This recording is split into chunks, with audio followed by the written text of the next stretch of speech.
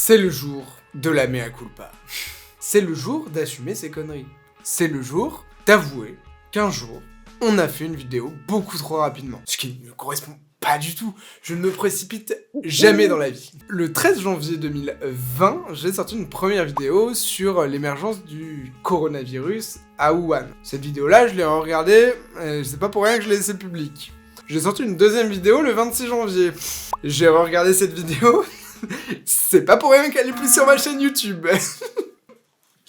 Non, aujourd'hui, je veux jouer franc jeu avec vous, et je ne la remettrai pas publique. Qu'on soit clair, je ne la remettrai pas publique, mais on va la revisionner ensemble. Parce que, en regardant rapidement cette vidéo, parce que c'est douloureux, en fait, je suis l'antithèse de ce que je veux être sur les réseaux à travers cette vidéo. C'est-à-dire que, moi, mon credo, c'est de parler de choses qui sont sourcées, d'être toujours très prudent. Je ne l'ai pas du tout été prudent dans cette vidéo.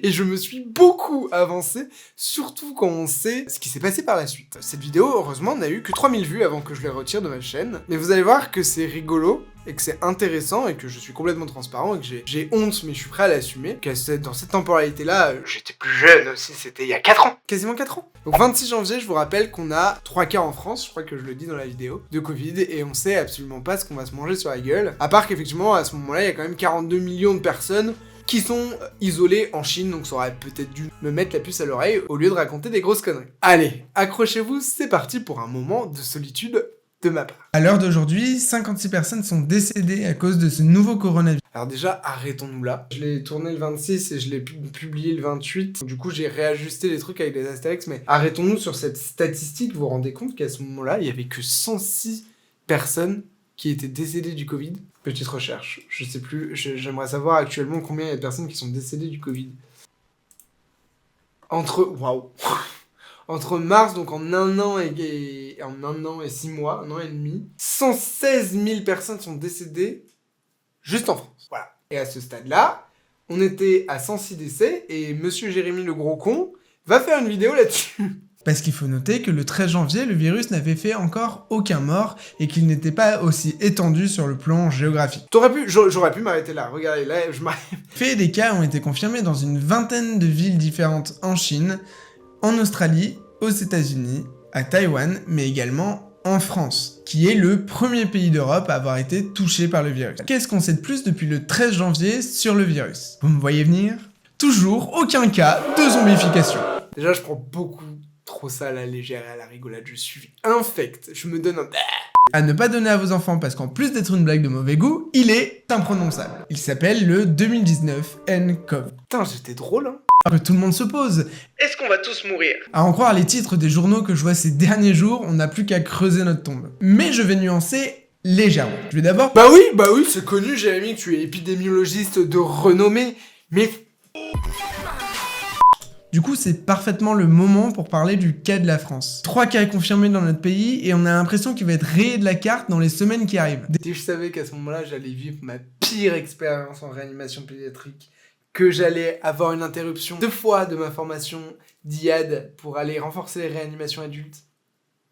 Déjà, je tiens à préciser que les 3 personnes qui ont été infectées par le virus et qui sont en France vont bien à l'heure d'aujourd'hui. Il y a l'une d'entre vous qui m'a demandé pourquoi en France les gens vont bien et pourquoi en Chine il y a des morts. Eh bien il s'agit tout simplement d'une histoire de proportion. Nous avons 56 décès pour plus de 2000 personnes infectées, mais il y a aussi des centaines et des centaines de personnes qui ont été infectées, mais qui ont guéri de ce coronavirus et qui sont sortis de l'hôpital.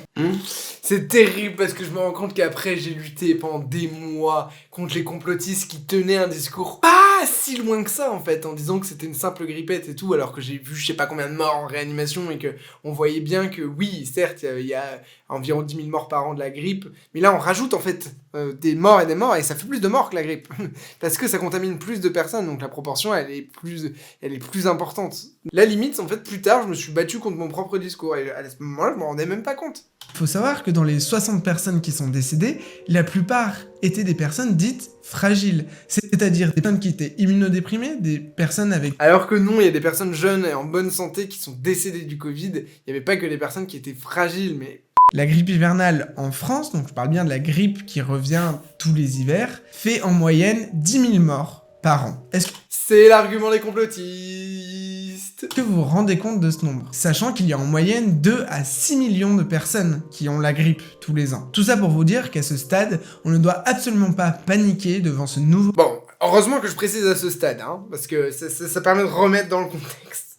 coronavirus. Alors certes, on n'a pas de vaccin, et certes, le virus est contagieux, mais à l'heure actuelle, en France, il n'y a aucune raison de déclencher la psychose qu'il y a actuellement. Quelques semaines plus tard, on va être confiné pendant toute la France. Quelques semaines plus tard, il va y avoir des centaines de morts, Jérémy. C'est pour cette raison que l'alerte est mondiale, qu'on ne prend aucun risque, qu'on réalise autant de contrôles, qu'on isole systématiquement des personnes qui sont potentiellement porteurs. Par contre, c'est fou de se dire qu'à l'époque, on avait l'impression de maîtriser la chose. Et à ce moment-là, on l'a maîtrisé, peut-être encore. Mais quand on se rend compte qu'après, il y avait plus aucune maîtrise. Quand on regarde la différence entre la première et la troisième vague, par exemple, même ne serait-ce qu'en termes d'habillement des soignants, c'est fou. Coronavirus, pour couper cette propagation. L'effet secondaire de ces précautions monstrueuses, c'est la psychose qui s'installe actuellement en France. C'est pas faux non plus. Oui, c'est dramatique et je ne banaliserai jamais des morts. Je veux simplement, à travers cette vidéo, faire le distinguo entre ce qui se passe en Chine et ce qui se passe en France. Bon, effectivement, à ce stade-là, quand on remet en contexte, mais juste... Elle a très mal vieilli, cette vidéo. En fait, c'est ça. C'est que cette vidéo est extrêmement mal vieillie, comme certains tweets de politique. Tu vois, c'est la 4e vidéo que je tourne, et je finis par celle-là. C'est vraiment la vidéo où j'ai la honte incarnée. Et encore une fois, n'oubliez pas les statistiques de la grippe, parce que elle, on sait qu'elle est là chaque année, et ces milliers de morts, elle les fait chaque année. Donc, à côté, pour l'instant, le coronavirus, il a quasiment rien fait. Pour l'instant. Il est vrai. Boum. Mesdames et messieurs... Ah, c'est dur, hein. C'est dur de se regarder, dire...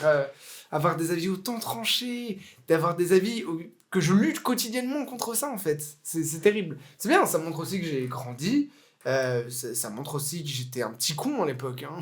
C'est intéressant, c'est un bon exercice d'humilité, de se regarder droit dans les yeux, déjà de se regarder, c'est super dur, mais en plus en train de dire de la merde. Bref, ouais, c'est intéressant de voir le regard qu'on avait à l'époque, et que j'étais pas le seul à partager. Le mec, il essaie de se dédouaner. Oui, mais t'es le seul à t'exprimer sur YouTube, Jérémy. Bref, je regrette beaucoup cette vidéo, vous l'aurez compris. Je l'ai déterrée, je l'ai réenterrée aussitôt, elle n'existe plus. Mais encore une fois, c'est bien de faire son autocritique aussi et de voir à quel point on pouvait être biaisé, à quel point vous pouvez se mettre des œillères à l'époque en disant « c'est en Chine, c'est loin, ça ne va pas arriver ». Preuve en est que c'est pas le cas et j'espère vraiment que moi-même et d'autres, on aura retenu la leçon que c'est pas parce que ça se passe loin de chez nous que ça ne nous affectera pas. Et avec le réchauffement climatique, il va y avoir d'autres types de virus. Et je ne referai pas ce type de vidéo. Voilà, c'est tout pour moi. N'hésitez pas à t'abonner si vous voulez voir plus de vidéos sur la santé, des vidéos justes et sourcées avec une belle bibliographie parce que c'est malgré tout 99% de ma chaîne. Je vous dis à la prochaine. Salut! I'm in a big house with people I don't know. There's a reason, but it's not